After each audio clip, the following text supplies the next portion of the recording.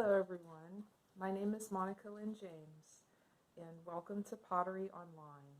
I'm very excited to bring this class to you wherever you are in an online format. And in this video I would like to help you set up a safe home studio. I'll be sharing some of the things and the setups that I have and some safety concerns that are really important to think about. But most important, I would like for you to really think about creativity and also to know that my expectations, what they are, to explain those to you.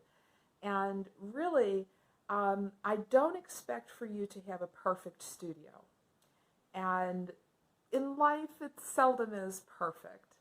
What I would really like to focus on is safety and how you make the studio work for you.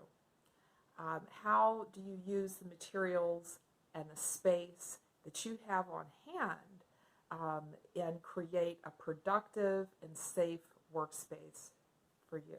It can be very flexible, it can be very simple, it can be something that moves, and it can also be something made with recycled materials.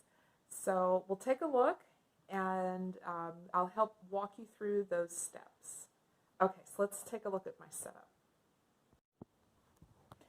So you can see that I'm actually working at a table, but I have a couple of different ways that I work with pottery. And I myself am going through a transition from my office to the home studio as things are closed during COVID. So I like to work on a board. And this board can actually be moved around. It's covered with fabric, which is definitely the best. It's a heavy canvas, and I can sponge off the board. So there is some clay dust that's on the board, but after I finish, I can sponge it off and continue working. Now, I also like to move around the house a lot. So sometimes I might even set up at the dining table and hang out with my son or my family. And I work on these small cutting boards. Wood is always the best, but I'm also a big money saver, so I pick these up from the dollar store, and they're plastic. But wood is really great for working with clay, so I have a wooden cutting board, and I can move this around. I can move this around the house. And, you know, my home is very flexible right now as my son is homeschooling. So sometimes I might take a piece with me to a different table. If you have a stationary table, that's great. You will still want something that has some fabric on it. It's easier to clean up. You can move around the fabric and you know, you may want, you know, some cutting boards to even move different pieces around. It takes clay time to dry. So you will, you know, want even a couple of pieces of cardboard, or in the studio we use bats to let a piece dry for a few days and continue to use the workspace. Here's some basic clay tools, and in your list of supplies you'll have a variety of tools, both for carving and cutting the clay, making different shapes, and you'll have some that are your favorites. This is my absolute favorite tool, even though it's broken. I still love the shape that it creates. And so you'll want a variety of tools. I also have a rolling pin, which is from the dollar store, and you can use the rolling pin to roll out the clay and roll the clay flat. Sponges. And a couple of sponges are also great to have. You want a big sponge for sponging up clay and for cleaning, and some smaller sponges are great too. You want at least one smaller sponge that you can use even to sponge on your piece. You'll find that we use water to kind of glue things together. The clay that we are using is an air dry clay. And when it's not in use, and watch how it comes packaged. Oh my gosh, this is how mine was from the store. It was not fully sealed. So you'll want to keep that fully sealed And you may even need to put a little water in there, just a little teeny bit, to keep the clay wet, okay? And that will keep it pliable and workable. As soon as the air gets in there and it starts to dry, it's going to start to harden up. And it'll dry up on you. And you don't want your workable clay turning into that. So we're using air dry clay. You can use Crayola. You can use Stone X, Amico. This is Amico Stone X. But there are also a large variety of air dry clays that you can use.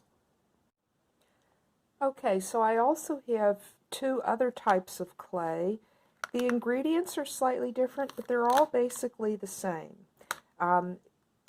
Here is a modeling clay by Doss, and we're also going to experiment with paper clay. We're going to actually make paper clay, so you don't need to buy it. I just wanted to see what this was like, so I'm doing a test on that.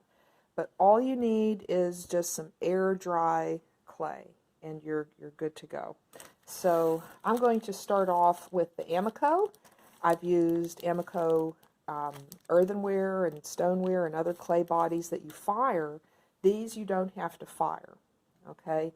It can air dry, and then for a finish, we will be using acrylic paint. And the pieces that we're creating will be fairly small, okay? So you don't need a large workspace, and you don't need a large set of acrylics. So even a very small set of acrylic paint would work. You'll need some brushes to apply paint, some small brushes for details, some medium brushes, and you may want some large brushes too if you're painting the whole piece one color. You will need a variety of containers, and you can use recycled containers for this. I love to do this. It's a great way to reuse and recycle. So I will use butter tubs and cheese tubs as my water containers. So these make fantastic water containers. This is a ceramic piece that I wasn't really using at the time, and I'm using that to air dry my clay water. So we'll talk about what you do with that water once it's dirty, and you really don't want to dump it down the sink. And I'm also learning myself about the water with acrylic paints and how you can really help our environment by not putting that paint down the sink. So even after you wash your brushes, you want to think about that. I use these as paint trays. This is one that I was using to gesso something earlier. But, you know, little paint tray, little plastic trays, plastic egg cartons. You can purchase a small palette, but you can also use recycled materials for that. Okay. So a spray bottle is also great to have, and I recycle these too. You can also get them from the dollar store.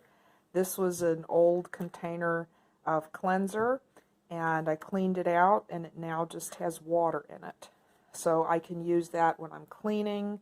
I can spritz things down and wipe them down, and I can also spritz my work and wet my work and keep the work from drying out, which is really important when you're working on a piece for a long period of time. So this is my basic setup, and it's great because it's mobile, because this is kind of a multi-purpose area. There's kind of some exercise equipment there. We've got the view out the window, some technology there as well. My son likes to do some of his lessons from here. So sometimes I'll kind of pack up and put my piece on a board and be mobile. So I hope that this shares with you a couple of different alternatives, different setups that you can use for your studio. And then we'll talk about safety. Okay, so we'll take a look at some slides here on safety. And the most important thing here is not to mix your food and your art space.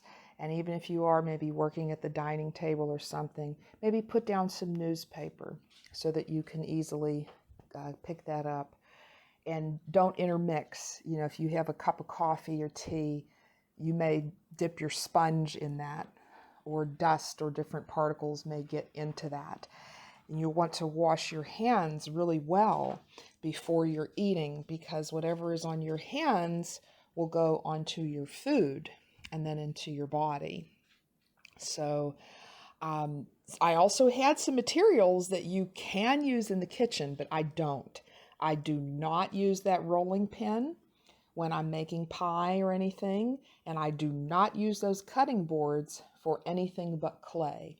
So, you know, once clay touched them, they were permanently clay tools. So you don't want to borrow tools from your kitchen and then go back to cooking with them, because little tiny, tiny bits of clay will be in there and then get into your food.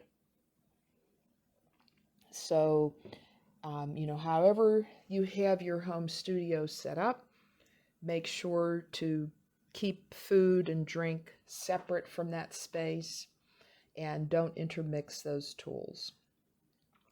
You don't want to sweep up clay dust. You want to use sponges and water and mop. Sweeping raises dust, and you want to keep dust to a minimum. So as you're working little bits and pieces, you'll want to pick those up, maybe even throw them in the trash. It's okay to put solid clay into your trash. You just don't want to put that down the sink. And you can often pick up little pieces before they turn into dust.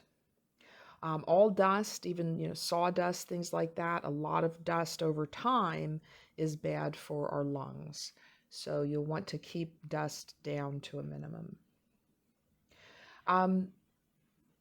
Also, a good way to keep safe is to just clean your workspace at the end of your session. Clean your tools, mop up any clay, and also wrap up your piece. You'll want to wrap your piece in plastic, and I use plastic shopping bags to keep the air out and keep the piece wet until I'm finished and it's ready to dry. You just want to clean your tools and clean your space.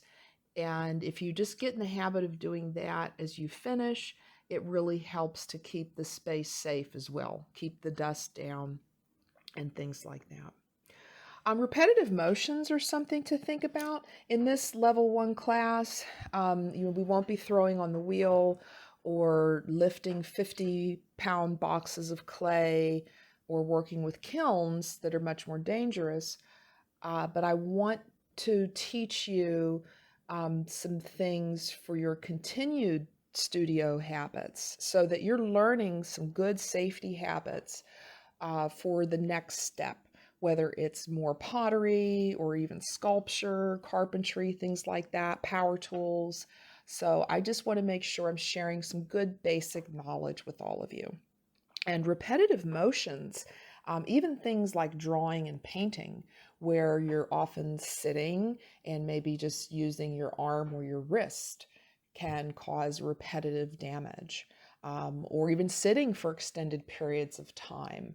So there's a link here to some information about safe lifting for those of you that are going on, and eventually you may have much bigger boxes of clay, and clay can very easily get 50 pounds or plaster or things like that. And we're not in kind of a big, studio or sculpture studio, but it's a good habit to learn to keep your toes and fingers safe and to think about sharps. And a lot of the tools that we'll use to carve clay are very, very sharp. So you want to be mindful of where you store those tools. Things do drop. They can drop right onto your foot. So wearing closed-toed shoes is a good idea. And also stretching is a good idea. We'll be doing, some sitting and working, some kind of repetitive motion. And even with pottery, as you continue on and you're working on the wheel, adding some regular stretches to help heal your body is a great idea. Protective clothing is important. You noticed I had my overalls on. Those are my favorite creative gear. They're also safety gear. I've done some glass blowing and welding, and cotton is actually much more fire resistant. There's other fabrics that you don't want to wear if you're doing a raku firing or exposed to heat. So I'll often wear these in the pottery studio. Denim is a good safety material, actually. Um, but you want to avoid things that are like loose and flowing, things that might catch. And if you are going into sculpture or working with power tools, those are things to avoid.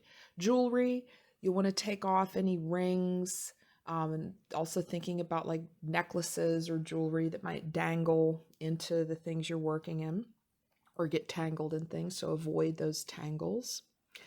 Um, Cut your fingernails also to avoid snags, a lot of clay getting stuck in there. And if you are working on the wheel, it can really snag and even hurt if your nail gets caught into the wheel. And even moisturizing your hands. So we'll be working with water a lot and cleaning up and working with clay, and your hands aren't used to that. So you'll find them chapping and chafing, and you may get cuts and things. So after you finish, after you wash your hands, just putting a little lotion on your hands will actually help protect them. Some other things to think about with repetitive motion are to develop healthy work habits, things like stretching.